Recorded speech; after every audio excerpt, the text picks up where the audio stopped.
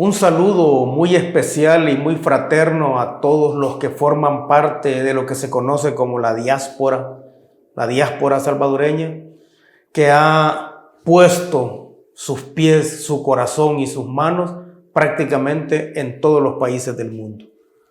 Saludo muy especial también a todos los salvadoreños que dentro de este territorio estamos tratando de construir siempre un país más justo, un país más solidario, un país con menos desigualdad social y exclusión social.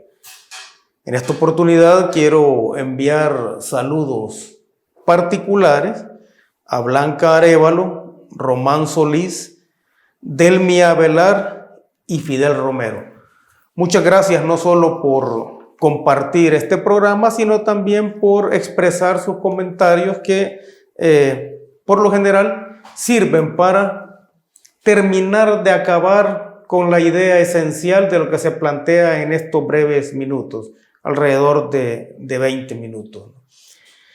Estamos en este momento como país viviendo una etapa muy difícil, no solo porque estamos en lo que se conoce como un nuevo pico de los contagios, lo cual era previsible, sino también porque estamos viendo una serie de comportamientos individuales y colectivos que nos ponen en riesgo a todos o ponen en riesgo a la sociedad.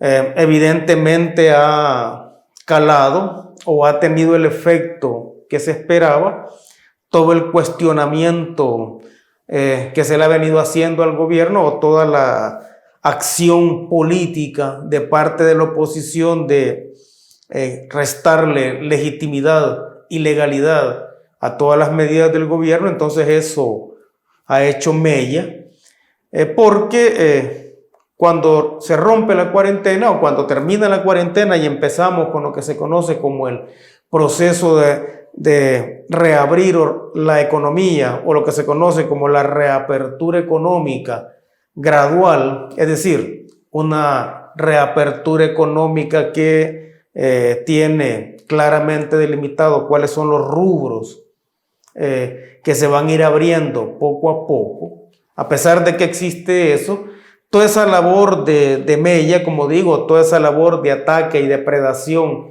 que se le ha venido haciendo a la legitimidad de las medidas tomadas por el gobierno, lo cual ha sido avalado por la Sala de lo Constitucional, entonces eso ha tenido su impacto, porque estamos en lo que se conoce como la primera fase o la fase 1 de la reapertura, pero lo que vemos en las calles es otra cosa.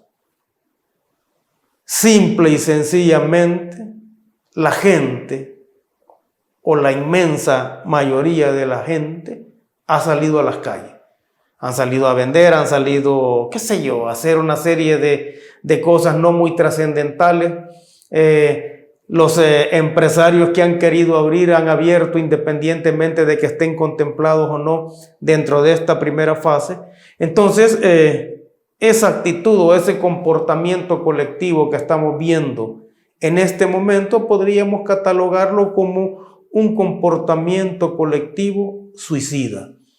Suicida porque en la medida en que hay más gente en la calle, en esa medida también las posibilidades o las probabilidades de contagio aumentan.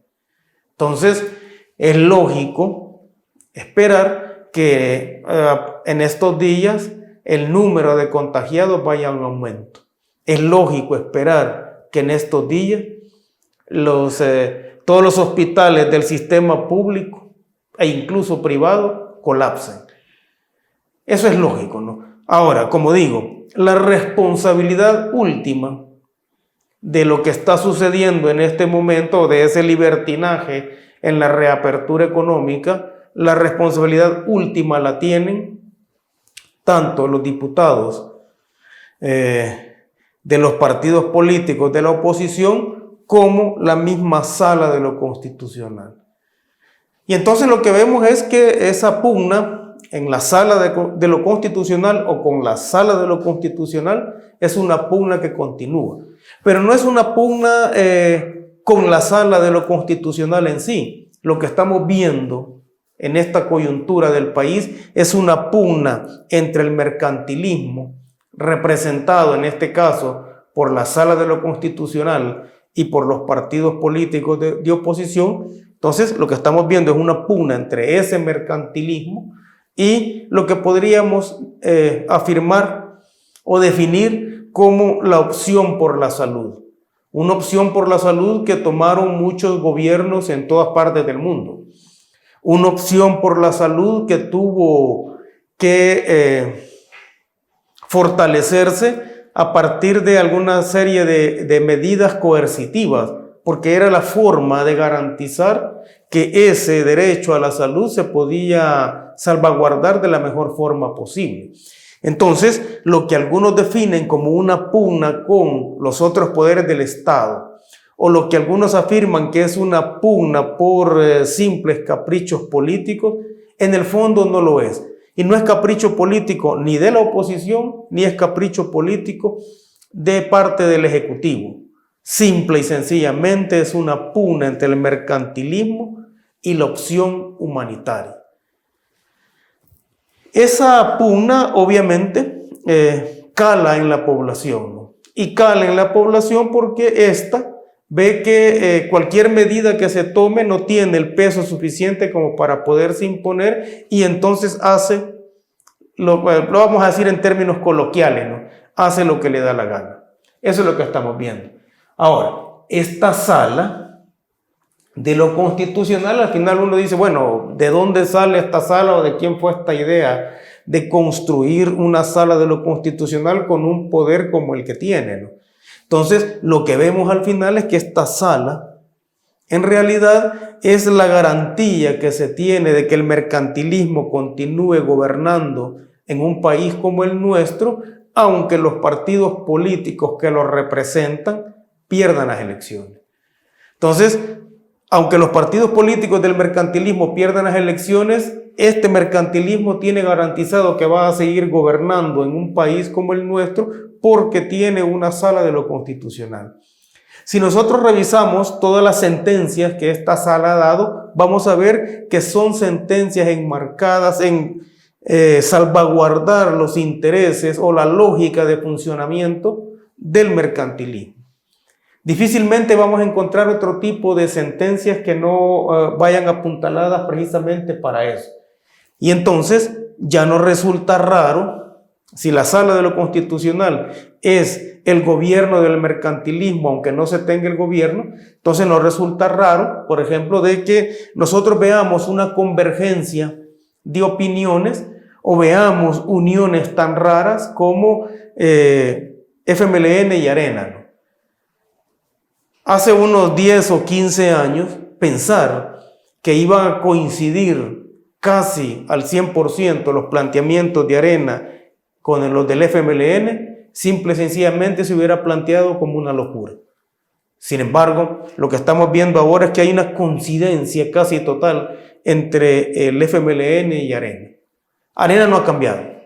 Arena siempre ha defendido y sigue defendiendo los mismos intereses del capitalismo.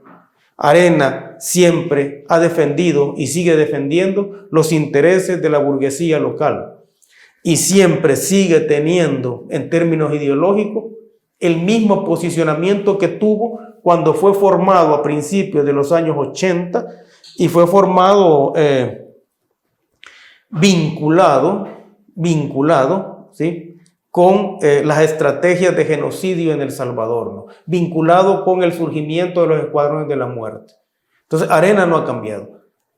Quien ha cambiado, eso es lógico, ¿no?, y es evidente además, quien ha cambiado es el Frente. Entonces, acá nosotros podemos afirmar que una cosa fue el Frente que luchó durante los años 80 y que fue organizado precisamente a partir de todas las luchas y todos los mártires de la década del 70, una década en la cual todas las manifestaciones tratando de acabar con la dictadura militar y tratando de exigir justicia social. Entonces, todas esas manifestaciones, al menos a partir de 1975, fueron masacradas. Entonces, el FMLN de la guerra surge precisamente de ese espíritu, de esa convicción, de esa utopía que tenía la gente en los años 70 y en los años 80. Sin embargo, el FMLN de ahora es otro FMLN. Tiene las mismas siglas, pero no tiene los mismos principios ni tiene los mismos recuerdos históricos. Tiene o se mantienen, digamos, muchos de sus dirigentes originales, pero ya no son el mismo tipo de dirigentes que eran en los años 80. Estamos hablando de algo distinto, ¿no? Antes era más fácil ubicar cuál era un planteamiento de derecha y cuál era un planteamiento de izquierda, porque lo de derecha estaba en manos de Arena y lo de izquierda, al menos formalmente, estaba en manos del FMLN, pero esa diferenciación se fue perdiendo, sobre todo a partir de que el FMLN llega al gobierno cuando gana las elecciones Mauricio Funes. Entonces, ya no resulta raro ver ese tipo de conjunciones y, como digo, la Sala de lo Constitucional al final se ha convertido en el gobierno que no tiene el gobierno. Y eso ya está garantizado, obviamente está garantizado en toda la normativa jurídica del país. Ahora, en estos días yo inicié una polémica, vamos a decir, o un debate, cuando planteé que si yo presentara un recurso de inconstitucionalidad de la Sala de lo Constitucional, porque tiene un poder mucho más grande que todos los poderes, o porque tiene la última palabra, sin que sus miembros hayan sido elegidos directamente por el pueblo. Entonces me hice la pregunta, bueno, un recurso de esa naturaleza ¿sería aceptado por parte de la Corte Suprema de Justicia? Eso era evidentemente un sarcasmo. O sea, era un sarcasmo era una pregunta retórica que yo me estaba haciendo, cuya finalidad era que la gente se diera cuenta de que hay una instancia que tiene un poder definitivo en este país, y es definitivo porque después de eso ya no hay nada más. Entonces, que hay una instancia en este país que ni siquiera está tratando de garantizar los intereses de la población. Que existe una Sala de lo Constitucional que tiene un vicio de contenido, y ese vicio de contenido es que privilegia el texto y no el contexto. Entonces me hice esa pregunta retórica, lancé ese sarcasmo, y lo interesante o el chiste de los sarcasmos no es el sarcasmo en sí mismo, no es lo que el sarcasmo dice, sino la reacción que provoca en quienes no lo comprenden. Entonces salieron ahí una serie de abogados que tienen una mentalidad más pétrea que los artículos pétreos de la Constitución, y entonces alegando o diciendo que pedir o tan siquiera pensar que es inconstitucional la Sala de lo Constitucional, eso era absurdo, que eso era improcedente. Es decir, al final, ese tipo de pensamiento, que es un pensamiento reaccionario, y el pensamiento reaccionario es otra pandemia que vivimos, ese tipo de pensamiento fue que saltó. Pero eso es lo que le da el chiste a los sarcasmos, ¿no? Las respuestas de las personas que no lo comprenden.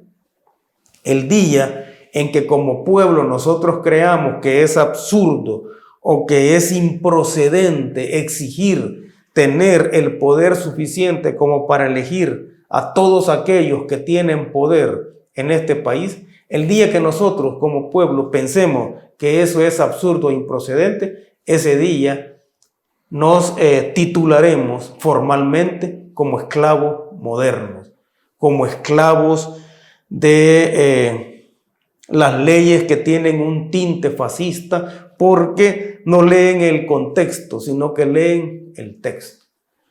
Entonces, como digo, se generaron una serie de reacciones risibles, una serie de posturas de abogados que tal parece que se creen candidatos a premio Nobel, y al final, como digo, esa era una pregunta retórica o era un sarcasmo, pero era un sarcasmo no por el hecho de que sea absurdo pensar en recuperar el poder, ¿no?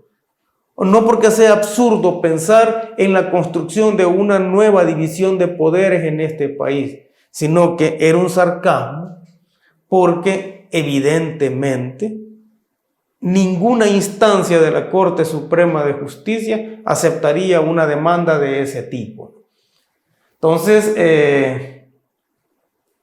sin embargo, como digo, se lanzó la discusión, salieron los institucionalistas reaccionarios con sus propias posiciones, hay una buena cantidad de abogados brillantes, lúcidos y con compromiso social que entienden el fondo de lo que es la interpretación de la Constitución y sobre todo entienden que en momentos como estos lo que hay que cuidar ante todo son los intereses y el bienestar de la población, sobre todo de aquella población que es más vulnerable debido a las condiciones económicas que tienen. Sin embargo, como digo, eso es lo que se generó.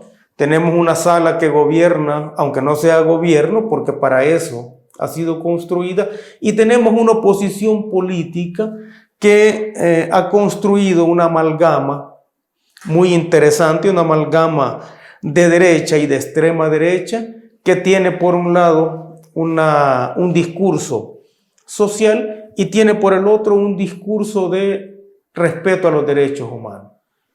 Por lo general, lo que se está hablando al afirmar que no existe legitimidad en las medidas que fueron tomadas por el gobierno, se hace referencia a los derechos humanos y sobre todo se hace referencia a que no se puede restringir la libertad de tránsito.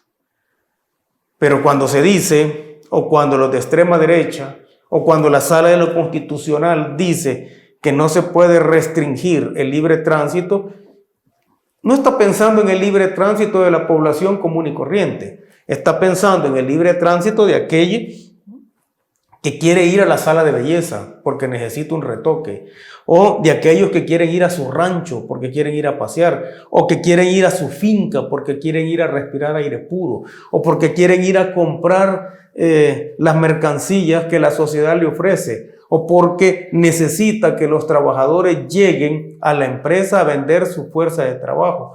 De ese libre tránsito están hablando. No están hablando de otro, porque las medidas que se tomaron durante la cuarentena en realidad lo que hacían era regular el tránsito. Era un ponernos de acuerdo en cómo íbamos a circular en estos días en los cuales el virus andaba y anda deambulando por todas las calles del país. Y entonces lo que estábamos haciendo era regular ese tránsito. Ir un día unos a hacer nuestras compras e ir otro día a otros a hacerlas, ¿no? Para no juntarnos todos, que es lo que estamos viendo en este momento.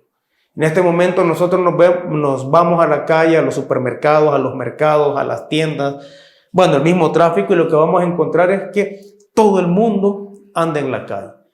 Y solo aquellos que tienen un poco más de miedo, digamos, o de respeto al virus, o que tienen miedo de llevarlo a sus casas, son los que están tomando las medidas. Sin embargo, como digo, lo que estamos viendo es eso. Pues bien, la Sala de lo Constitucional y los partidos políticos de oposición lograron lo que querían, ¿no? Generar ese tipo de confusión en la población. Lo otro que quiero mencionar es una buena noticia, que es la inauguración del Hospital El Salvador, o de una de las fases del Hospital El Salvador, al menos por las imágenes que nosotros vimos.